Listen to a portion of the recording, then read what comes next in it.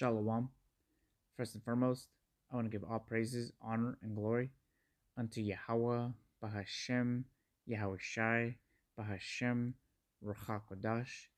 Double honors to the apostles of Great Millstone, and peace and salutations to the Akim who are tuning into these videos. And in this video, I'm going to be speaking about some of the folly that the 2/3 of our people are into in these times. And first, I want to read this here in Ecclesiastes 10, verse 6. It reads, "Folly is set in great dignity, and the rich sit in low place." So in this society that Esau is controlling and ruling, he has the minds of the people set into just a bunch of folly and pushing our people, the so-called Blacks, Latinos, Native Americans, who are the real Hebrew Israelites, to go further away from our power and to stop our worshiping. He pretty much wants us to cut off from being a nation and to just give unto idols and just follow after our own ungodly lusts. And one of the things that we're currently seeing in these times is that the 2/3 of our people are also going to be in the forefront of the society, and they're going to push this vibration to a fullest extent. Because if it's not this truth that you're subscribed to in these videos, listening to the apostles of Great Millstone and the elders on down, sowing in the spirit, you're going to be numbered with the people in the broad gate who are just going to be sowing in nothing but folly and just a bunch of idleness, where really you're supposed to be, coming in this ministry and serving the Lord. That's why there's going to be a separation. There's going to be a few that's going to walk in that straight and narrow, but the broad gate, they're going to be given into folly. And so right now there's this current trend on TikTok, and you can see it, the forefront of it is the nation of Israel. And so in this article, it says that the title says, "Who is Montreal's Pinky Doll, and how is she profiting from a bizarre TikTok trend?" A Montreal woman is gaining exposure and making money by performing unusual actions requested by fans live on TikTok. She'll say yes, yes, yes, and then in a quick succession she slips and then shouts fire. The seemingly erratic behavior can go on for 90 minutes at a time. And I'm not going to play the sampling because, people have pretty much already caught wind of this thing, and it's just nothing but folly. But the thing is, though, is that if you're actually doing this folly, you're going to benefit in this world because you actually get money. And so, like, when I was scrolling through TikTok to see what this was all about, I would see nothing but so-called Blacks, Latinos, or Native Americans doing this weird thing where they're moving around and then they're begging for money, pretty much. That's just going to be truthful of the matter, is that this is what you're pretty much is dancing for peanuts. And the 2/3 of the nation of Israel, that's their MO. They always do that. They find themselves dancing for other people's entertainment, and pretty much just want to be a little jester for Esau and the rest of the heathen, for peanuts even. And then in this article, so these are prominent live streamers. So a lot of the younger generation knows who these people are. And with this article, it's going into how much money they were making. And this title reads that after Kai Cenat revealed his earnings through NPC TikTok trend, streamer buddy iShowSpeed reportedly to have earned $30,000. And that's actually a lot of money in the society. People who actually work in the society don't make that much money in that matter of time. But this article reads, "It has always been the way for streamers to follow every viral trend. While some challenges are for a good cause, like the Ice Bucket Challenge, some trends are truly uncommon. One of the offbeat trends that has started to take over the internet is the NPC Challenge. Multiple streamers like Kai Cenat and iShowSpeed have joined on this trend. While some at the face of it, the trend may seem absurd to some fans, the reality behind this trend is shocking to say the least. This trend has made multiple streamers thousands of dollars by just repeating it, and one of the people profiting from this trend is iShowSpeed." And I'm going to get from this website, it's too many ads. But ultimately, they're really just dancing for peanuts. And then like on that TikTok thing, like when a person gives them money, they put a little emotes. They'll either give them roses or a cowboy hat. But with I Show Speed, I saw a lot of clips where they were just pretty much just feeding them chicken and watermelon. It's pretty much just being a laughing stock, for pay. At the expense of our people, 2/3. Because there's a separation. But Esau is the one who's making, who's actually benefiting from it because he's getting a laugh out of it.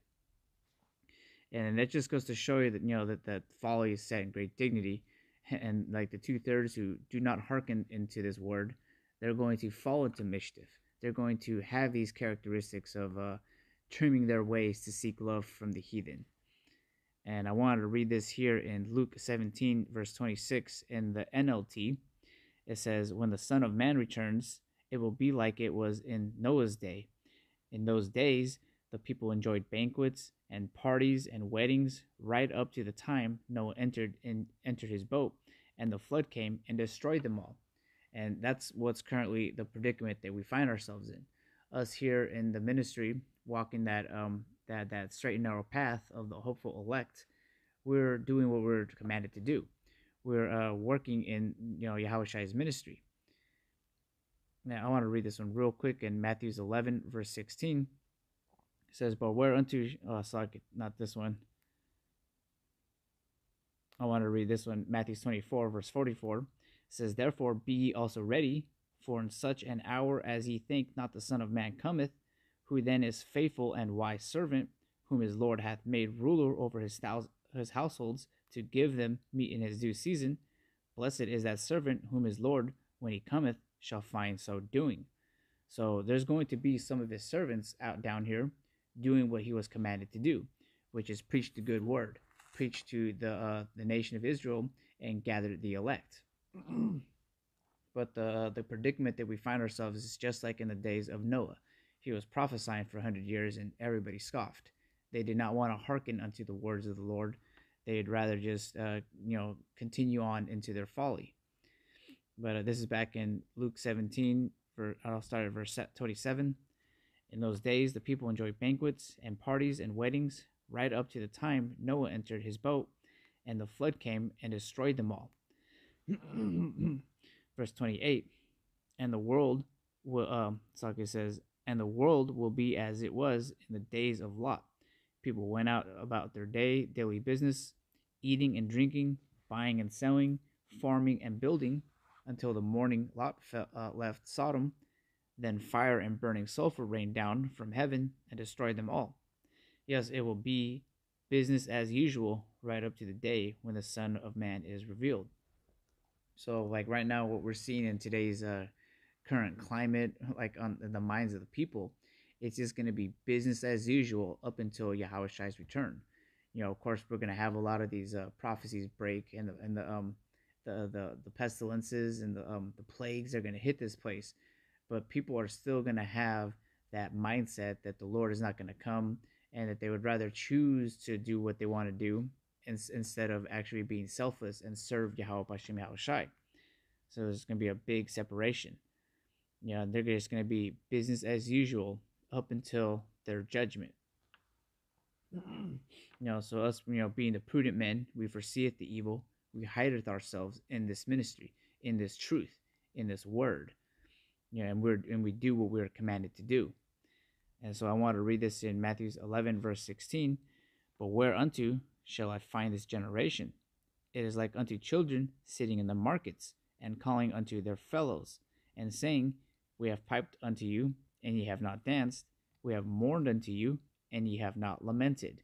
And that's the situation that us in this ministry find ourselves in, because we were commanded to preach these things, good tidings and bad tidings. But they do not care. They would rather be business as usual. They don't want to hear the rebuke of the wise, saying that like this folly that's set in great dignity is actually to your detriment. That you should really be sowing in the spirit as opposed to the flesh. But they don't want to do that because they're pretty much they've already bought their tickets to the broad gate, and they don't want a refund. When we speak about kingly things, heavenly things, they don't see that as a reality. They would rather to be astonished by earthly things. And that's why they're really obtaining a corruptible crown, because what they're trying to go for in this life in society is to keep this society going and sustain it. When us in this ministry, we seek a kingdom to come. We know that the place that we're in right now is going to be dissolved. So, what manner of person are you to be? Well, you should be piping to this song or being a part of this ministry. And so, this is going into the 2/3 because these are situations how the Lord has judged our people for disobeying the words of the Lord and disregarding his law, statutes, and commandments. And the same thing is going to happen during Jacob's trouble. And so this is in Jeremiah 29, verse 18. It says, "And I will persecute them with the sword, with the famine, and with the pestilences, and will deliver them to be removed to all the kingdoms of the earth, to be a curse, and an astonishment, and in hissing, and a reproach among all the nations whither I have driven them." And we actually find ourselves in this current situation. We're just a laughing stock to the whole world, where people will find someone on TikTok, a 2/3 Israelite, and they'll feed him chicken and watermelon, and so that he could jump around and dance like an NPC monkey for peanuts. And continuing on, verse 19 says, "Because they have not hearkened to my words, saith the Lord, which I sent unto them by my servants the prophets, rising up early and sending them, but ye would not hear, saith the Lord." So this ultimately is going to these judgments are going to be fall upon the 2/3 because they don't want to hear these words. They shut up their ears, So like, because iniquity is going to abound, the love of many is going to wax cold, and this place is going to be very chaotic in these last days. It's going to be a bunch of dead Israelites, as the scriptures speak about, because really, all this is going to happen is a judgment for the nation of Israel. It's going to begin at the house of Israel because we are supposed to be separate from these people. Like the heathens are going to get their judgment, but first of all, it's going to be the nation of Israel, the 2/3 that are going to get their judgment. And that's why we're prudent. We don't want to be about that. We don't want to be found caught in that situation. We persuade men because we know the terror of the Lord. And so I want to read this last precept in 1 Peter 4, verse 17. "For the time has come that judgment must begin at the house of the Most High. And if it first begin at us, what shall the end be of them that obey not the gospel of the Most High? And if the righteous scarcely be saved, where shall the ungodly and the sinner appear?" And you can read the end of Isaiah. It's going into the judgments of our people, the ones who are hiding themselves in these so-called churches or whatever they are doing in this current situation. They're just doing business as usual. You're supposed to hide yourself in the secret place of the Most High. But to those who are going to be, well, I'll read this again. Verse 18, it says, "And if the righteous scarcely be saved, where shall the ungodly and the sinner appear?"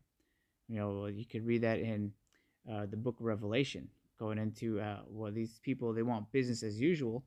They're going to have to take something, an MOTB device, so that they can function in the society to be business as usual, so they can keep dancing on TikTok or whatever the next trend is going to be. And verse 19, it says, "Wherefore, let them that suffer according to the will of the Most High commit the keeping of their souls to him in well-doing, as unto a faithful creator." So we're going to continue walking the straight and narrow. We're going to hold on to the plow and not look back, because if you look back, you can see very well that it's just given into folly and it's not worth it. The crown that they're chasing after is corruptible, but we are chasing an uncorruptible crown. And with that, I'd like to give honor and praises to Yahweh, Ba'ashim Yahweh Shai, Ba'ashim Rachakodash, Shalom Akim.